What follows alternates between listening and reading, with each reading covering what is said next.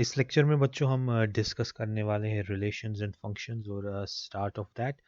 इसके लिए this is basically a prerequisite of your calculus, so इसको जानना बहुत ज़रूरी है अगर आप कैलकुलस पढ़ना चाहते हैं अच्छे से। Particularly, we'll start with differential calculus and then integral calculus, which forms a very important part of your board examinations and as well as your JEE. So basics को understand करने के लिए हम शुरू भी यहीं से कर लेते हैं। So let's talk about Cartesian chord product. Cartesian product जो आपका होता है ये क्या चीज़ है? This goes directly from your sets जो आपने 11th क्लास में पढ़ा था। So Cartesian product of two sets हम यहाँ बात करते हैं। अगर हम two sets लेते हैं तो उनके Cartesian product को हम क्या चीज़ बोलेंगे, उस चीज़ को देखते हैं यहाँ पर, और थोड़ा बहुत how it's particularly useful for our relations and function that we'll also discuss here. So let's take like two sets. मेरे पास दो sets है A और B, तो so you can just write that let A and B be any two sets. तो Cartesian product A और B का जो है जिसको मैं डिनोट करता हूँ A by B या A क्रॉस प्रोडक्ट, जिसको क्रॉस प्रोडक्ट एक वेक्टर में कुछ डिफरेंट चीज़ है, इधर पे कुछ डिफरेंट चीज़ है, ठीक है। So you can say that A by B or A Cartesian product with a B where A and B both are sets. It is basically set of all ordered pairs. Ordered pairs क्या हो गया, x, y, जैसे कि आप Cartesian systems में लिखते हैं 2 और 3 जैसे होता है। तो by ordered pair I mean ये 2x ही होगा और ये 3y ही होगा।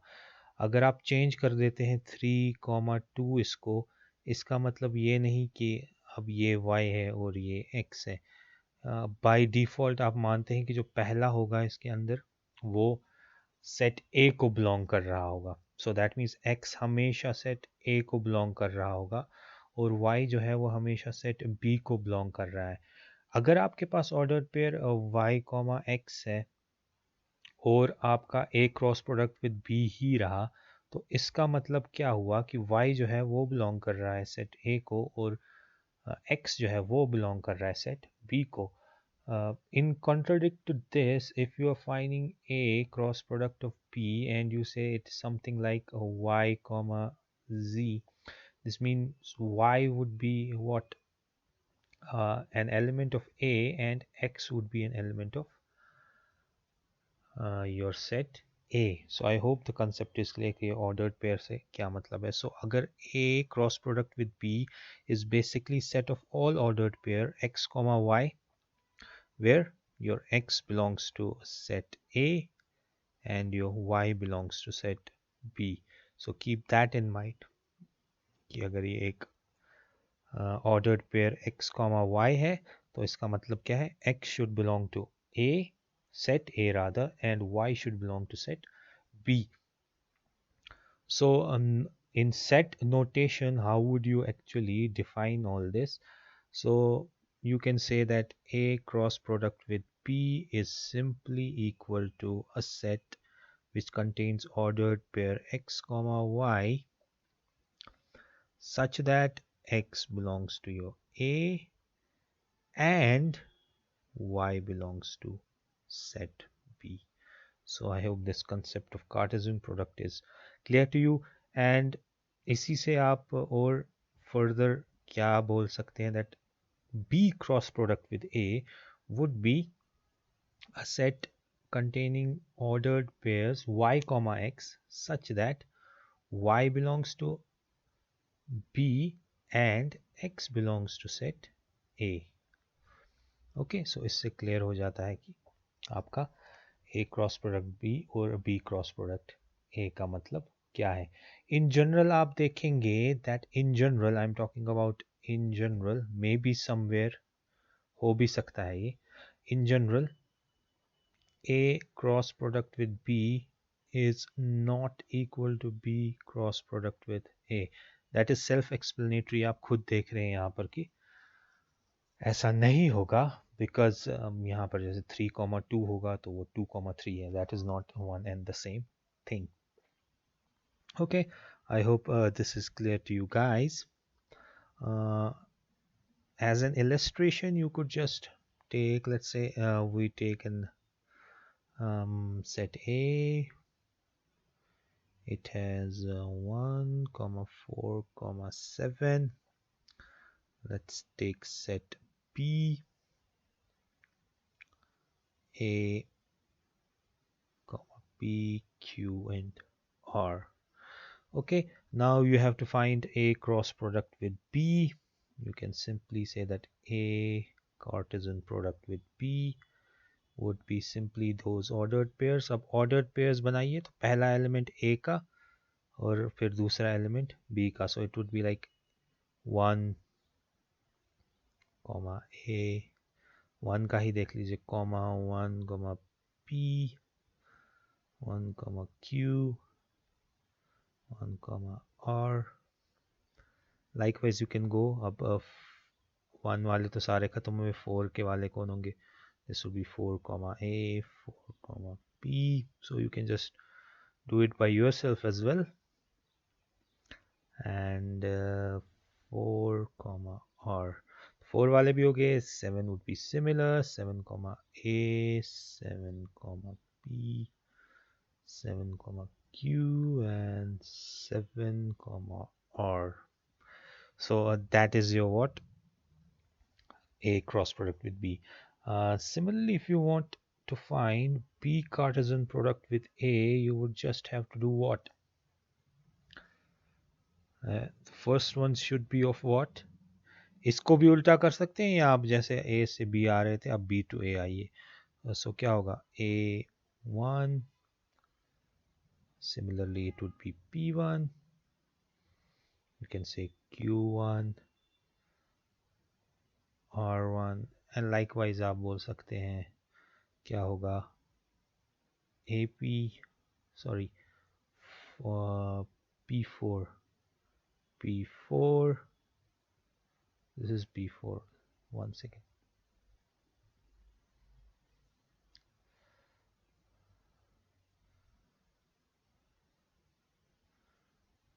यहाँ पहले P1 भी तो आएगा. So P1, P4. Likewise, P1 तो हमने लिख लिया, sorry. तो इसमें देखिए कि order is same. You have to keep the order into consideration. So A4 आएगा, ठीक है? A, 4. P, 4. Similarly, you would have Q, 4, and you would have R, 4. Likewise for 7, you would have A, 7, P, 7, Q, 7, and R, 7. So these would be your all products. अगर आप देखेंगे A cross product with B and B Cartesian product with A एक दूसरे को उल्टे, यहाँ पे आप देख रहे हैं इस पहले केस में A, 1 है, उधर A, 1 है, इधर जैसे 1, यहाँ P, 1 ऐसे ही. तो that's why I was writing it, so आप relate कर सके हर एक एलिमेंट को एक दूसरे के साथ, ठीक है? So that's an illustration, and आप देख रहे हैं कि A cross product with B is 1, 4 and B cross product with is A, 1. तो ये तो same नहीं हुए, isn't it? So you can safely say that A cross product with B is not same as B cross product with A. ये आपका illustration तो आपके इस example से proof हो गया. अब इंटरेस्टिंग फैक्ट ये भी है कि A क्रॉस प्रोडक्ट B और B क्रॉस प्रोडक्ट A में कितने एलिमेंट्स हैं. चले हम इस A क्रॉस प्रोडक्ट B को गिनते हैं कि इसमें कितने हैं. It is got 1 element. अगर आप देखें एक एलिमेंट इसका ये आ गया A, 1, A, फिर दूसरा A, third, fourth. Similarly, this is 5th, 6th, 7th, 8th, 9th, 10th, 11th, and 12. So you got 12 elements in A cross product with B. Similarly, in the case of your A cross product with B, you got 12 elements, and in case of your B cross product with A, you would have 1, 2, 3, 4, 5, 6, 7, 8, 9, 10, 11, and 12 again. And an interesting fact here is that A has got how many elements inside it? 3, 1 comma 4 comma 7, there are 3 elements, and B has got like 4 elements. And if you see A cross product with a B, that would be 3 cross product with 4, that would give you a 12. Similarly, B cross product with A would give you 4 cross product with 3, that would give you 12. So you got like 12 elements, all these elements that are present in your A Cartesian product with B and a B Cartesian product with A. Okay. Sometimes it's called as a cross, it's called cross product of your sets. ठीक. So I hope the concept of Cartesian products of two set is clear to you. तो ये हमें चाहिए क्यों था? क्योंकि ये base बन जाता है आपकी रिलेशन का, तो उसे समझने में हमें ये सब ज़रूरत पड़ेगा. So let's talk about relations की एक्चुअली रिलेशन होता क्या है as far as math is concerned. So relations basically guys comes from your these cross product, इसीलिए हमें इसको ज़रूरी था कि पहले हम कार्टेजन प्रोडक्ट को पूरी तरीके से डिफाइन करें. अगेन अब यही दो सेट्स आपके जो पिछले थे ए और बी, आप दो सेट्स ले रहे हैं, तब एक relation from A to B. देखिए relation is always directional. By direction I mean it goes from A to B और बी टू ए. अब देखें, अगर ए बी का फादर है तो इसका मतलब ये नहीं कि बी ए का फादर है, isn't it? It can't be like that. So direction is the key. ये ए टू बी रिलेशन आप बोल रहे हो या B to A. So if I am saying A to B, A is father of B, that means B is son of A. So the relation from B to A is son, isn't it? Or for A to B is like A is father of B. So B is son or daughter, whatever वो उसका जो भी gender होगा B का, is daughter of A. तो आप देख रहे हैं डायरेक्शनल है आपकी रिलेशन, तो ये चीज़ को कंसिडर ज़रूरी करना है. तो relation is directional and it cannot be same both ways. Okay, I hope this thing you got. So let's be back to our set notation. So then a relation from A to B would be simply what? Oops, 1 second. Okay, a relation from A to B, normally you would write it as say A related to B. ठीक है, is defined basically as a subset. Again, subset is a concept that you already learned in your 11th class. It's a subset of A cross product with B. Okay, A cross product with B, yeah, sorry, A Cartesian product with B. ये cross product जब बोलना है तो आपको set theory, इसलिए तो Cartesian बोलेंगे तो becomes quite easy. So A Cartesian product with B जब भी होगा उसका सबसेट जो है अब आपका वो रिलेशन होता है. अब देखें, we know that every set is a subset of itself. तो इसमें पूरे का पूरा A cross A Cartesian product with B भी आ सकता है, and empty set is a subset of every set. ये दो आपको चीज़ें पता है सेट से, तो इसका मतलब है इसी के बेसिस पर आपकी डिफरेंट टाइप्स ऑफ रिलेशंस जिनको आप अभी देखेंगे वो भी आ जाती हैं कि टाइप्स ऑफ रिलेशन क्या बन जाती है. उनको वाइड, आप वाइड रिलेशन बोलते हो, या आगे जाकर different type, symmetric relation, reflexive relation, so on and so fourth. Transitive relation क्या होती है, एसिमेट्रिक रिलेशन क्या होती है, इक्विवेलेंस रिलेशन क्या होती है. तो ये इसी बेसिस पर है. ठीक है. So I hope the concept is clear कि रिलेशन होता क्या है. Relation between set A and B is basically a subset of your A Cartesian product with B. For example, let's like take another, unlike जो previous था, मैं A को ले रहा हूँ. Let me take A as 3, 5, 6,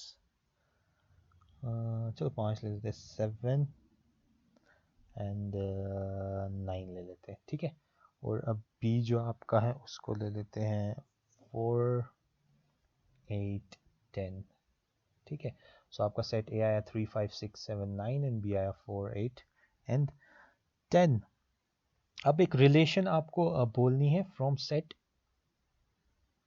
A to B. अब relation from set A to B है, तो इसको कैसे आपको डिफाइन करना है, इसकी लेट्स टेक, इसकी जो डेफिनेशन है आपकी रिलेशन की वो है ordered pair x, y, where let's take the x आपको पता ही है should belong to A and y belongs to B, but definition होगी ना such that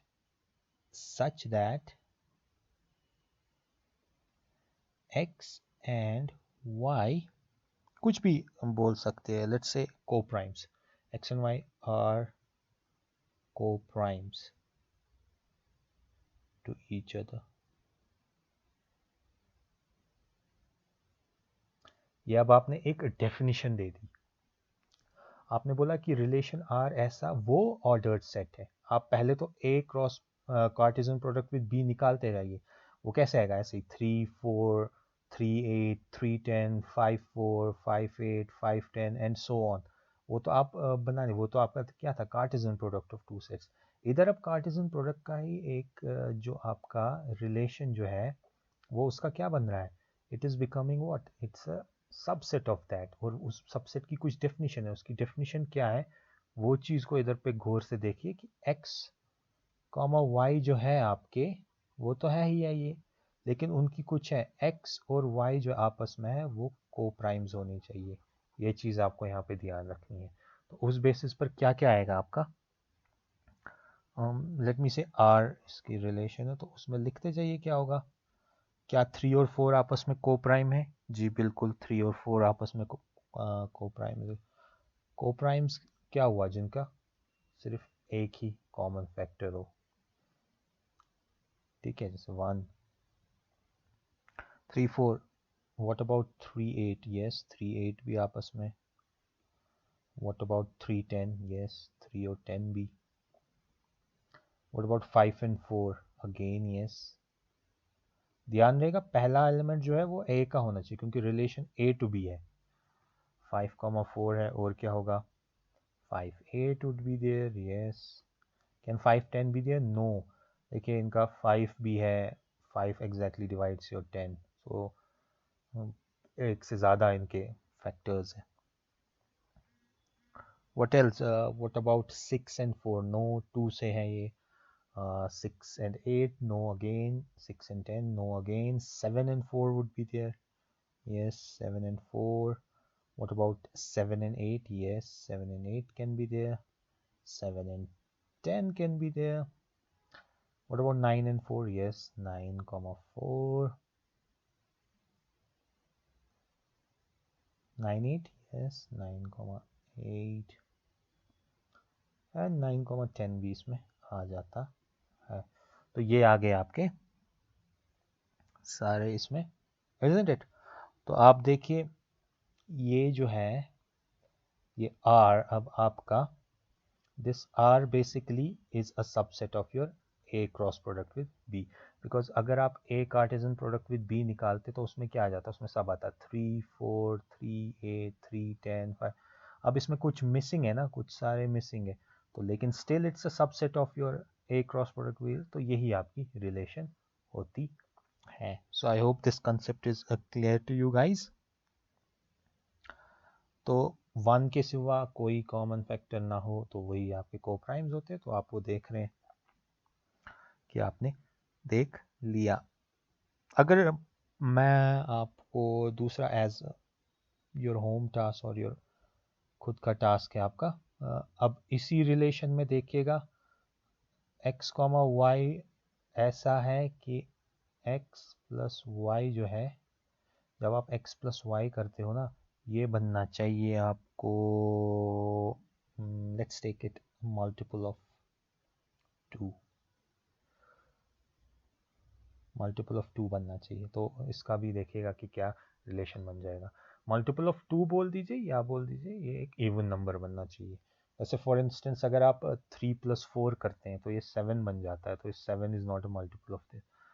लाइकवाइज आप 2 को जब भी ऐड करेंगे तो वो जाकर बनना चाहिए आपका ये। अगेन रिलेशन है फ्रॉम ए टू बी, आप ए टू बी भी निकालिएगा रिलेशन और बी टू ए भी निकाल लीजिएगा, आप देखेगा कि ये सिर्फ इसके उल्टे होंगे एक दूसरे के। खैर just let's move forward and कुछ और पॉइंट्स को डिस्कस करते हैं as far as your relations are concerned.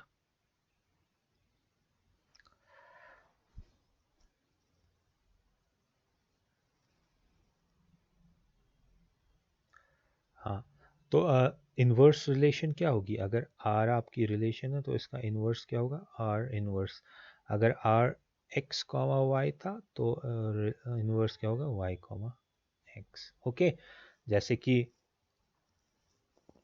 Let's say जो प्रीवियस मेरा था उसमें लेट्स से अगर 3,4 था, 5,8 था, I am just taking it randomly, 7,9 था, तो ये अगर आपका R था तो R इनवर्स क्या होगा? इसका उल्टा, it would be something like 4,3, 5,8 and 9,7। Okay got it, ये होती है आपकी इनवर्स।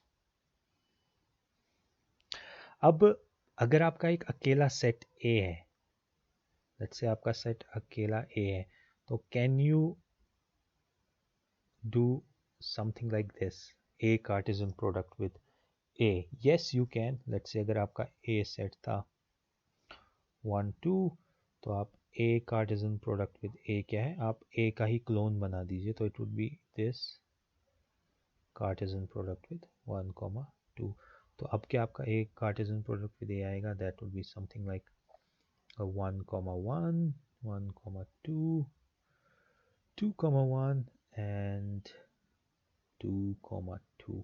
ठीक है, ये आपका पूरा क्या आ गया? A Cartesian product with A. तो क्या अब relation with A to A itself हो सकती है? Yes, there can be a relation from set A to itself which would be a subset of what? In that case, A Cartesian product with A. Got it? I hope the concept is clear to you guys. So let's move forward and discuss a few of the types of relations that we encounter in our mathematics and उसी के बारे में थोड़ा बहुत हम discuss कर लेते हैं। तो सबसे पहला जो है that is a reflexive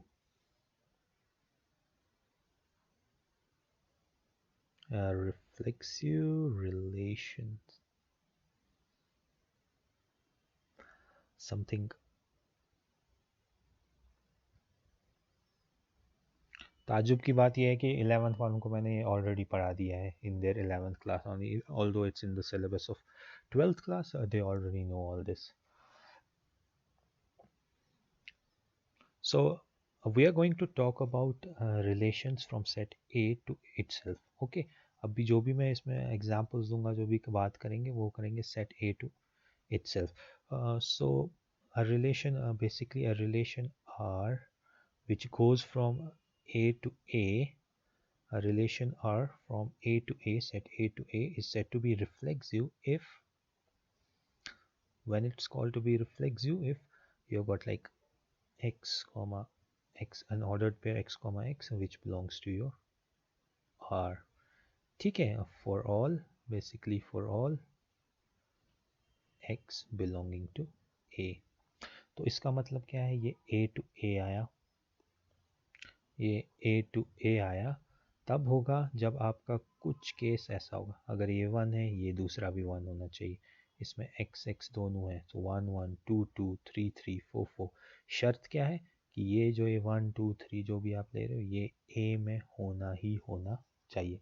if it's missing in A and it's here, it doesn't qualify to be a reflexive relation. Let me take an example of let's say set of lines in a plane.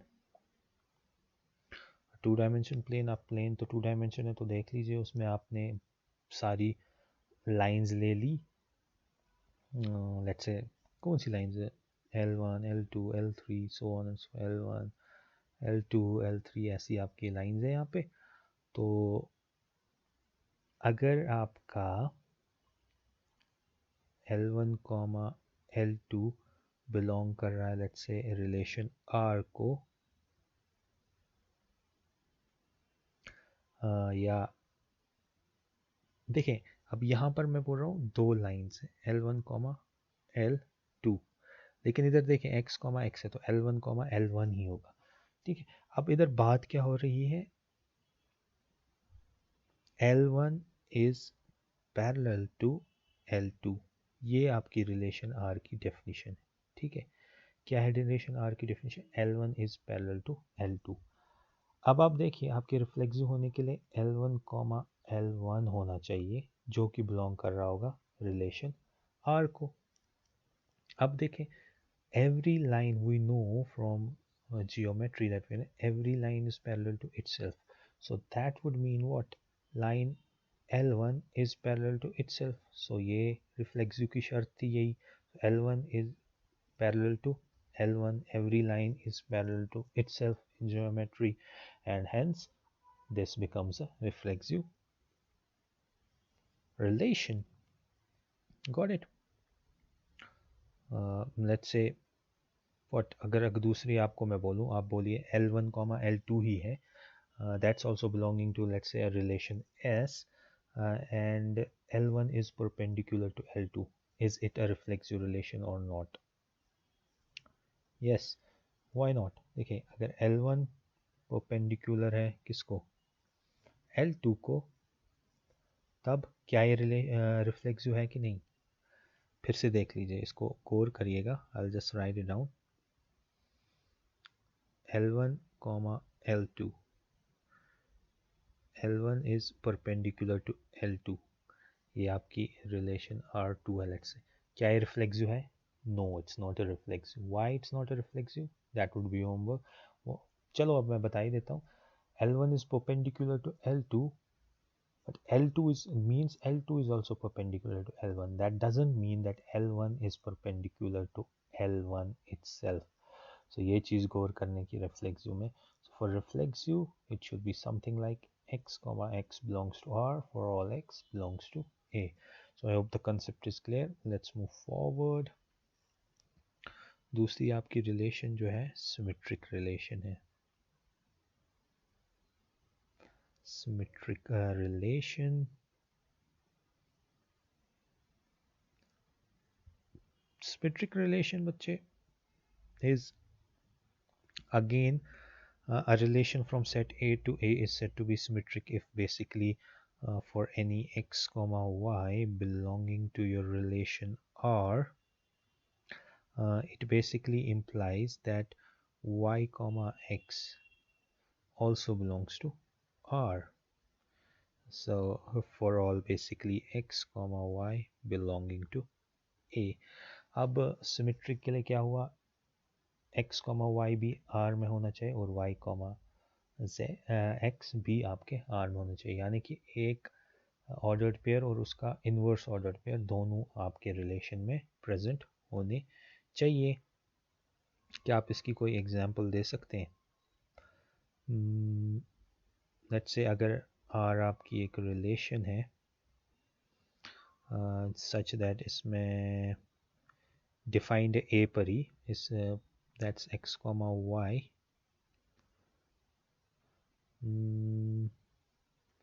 such that x plus y जो आपका है वो even है। ठीक है, x plus y जो आपका है वो इवन आता है। देखें 1 plus 3 कितना बना, 4।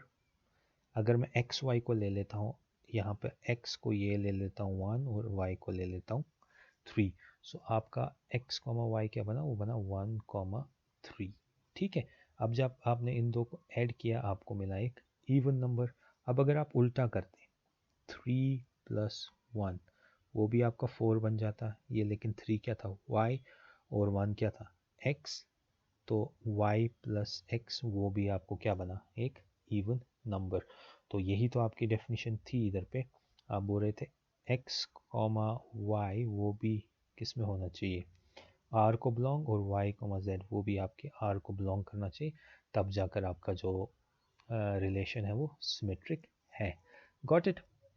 सो ये एग्जांपल आपकी, अगर x कॉमा y एक इवन नंबर बना रहा है तो y कॉमा x भी आपका एक इवन नंबर बनाएगा ही बनाएगा। What about this thing guys, अगर एक रिलेशन R है, let me just change the color, अगर एक रिलेशन R है कि जहाँ पर आपका x डिवाइड्स y, क्या ये सिमेट्रिक रिलेशन है कि नहीं, x divides y, x divides y means y को जब आप डिवाइड करते हैं ना x से, तो तब जाकर आपको एक इंटीजर आता है यहाँ पर, ठीक है। बट व्हाट अबाउट x को जब आप डिवाइड करते हैं y से, क्या ज़रूरी है वो भी तब इंटीजर ही आएगा? That's the case for you guys, and ये इसको आप चेक करेंगे, ठीक है। And clearly it's basically not a symmetric relation. So x divides y does not simply mean that y also divides exactly x, ठीक है। So that is your symmetric relation. Let's move forward, and अब हमारे पास है transitive relation. Transitive relation. Transitive relation guys, जैसे आप transition elements देखते हैं अपने केमिस्ट्री में, यानी कि they are going a transition between your maybe a metal and non metal, something like that, property जहाँ कुछ बीच में लाई कर रही हो या दो चीज़ों को जोड़ रही हो, something like that is a transitive. So basically your transitive relation are from a set A to A, sorry, A to A is basically transitive if you got like x comma y and y comma z, they are both belonging to R, तो x comma y भी R में है और y comma z भी R में है।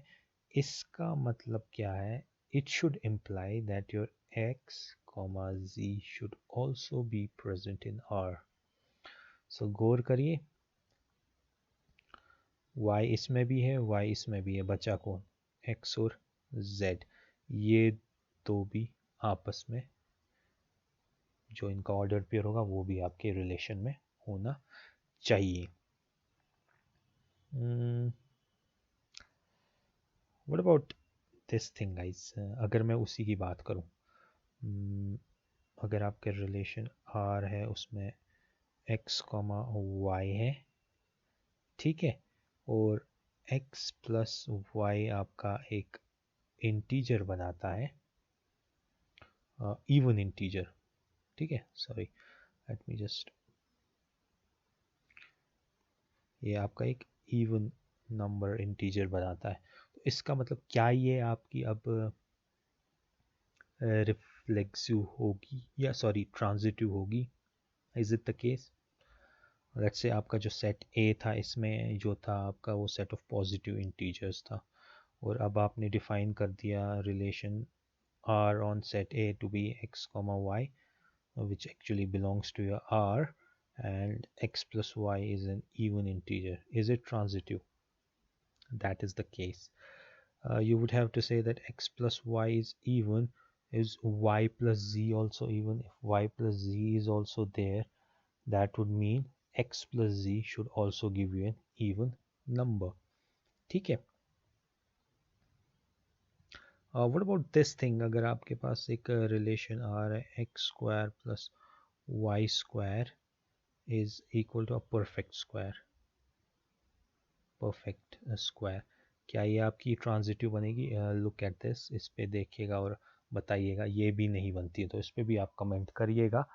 And look for another examples of your transitive relation based on those. अब एक रिलेशन गाइस जो आपकी तीनों है, वो इसको पहले मैं नाम दे देता हूँ। क्या है इसका नाम? Equivalence relation. इक्विवेलेंस रिलेशन क्या हुई आपकी इक्विवेलेंस रिलेशन?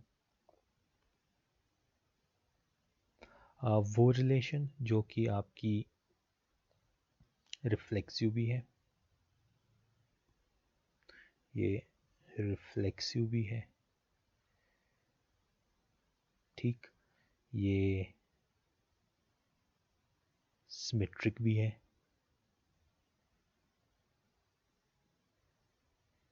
ये सिमेट्रिक भी है, और बेटा ये ट्रांजिटिव भी है।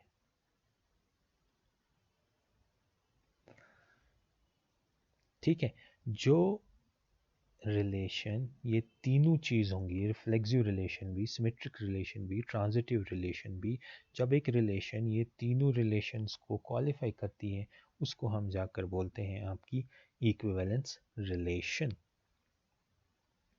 अगर फिर से आप गौर करना चाहते हो तो उसी पे x कॉमा वाई बेसिकली जो है बिलोंग कर रहा है आपके r को, x प्लस वाई इवन बन रहा है, तो इसको चेक करिए कि क्या ये इक्विवेलेंस रिलेशन है कि नहीं।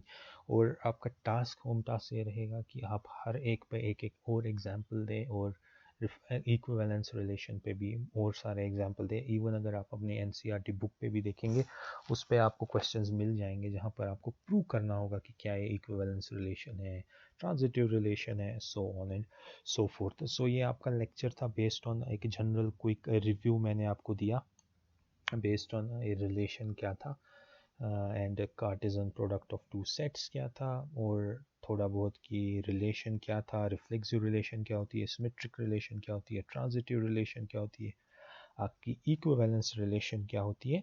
सो I hope this lecture was beneficial for you guys. Do let me know if you have any kind of queries and all, and thank you.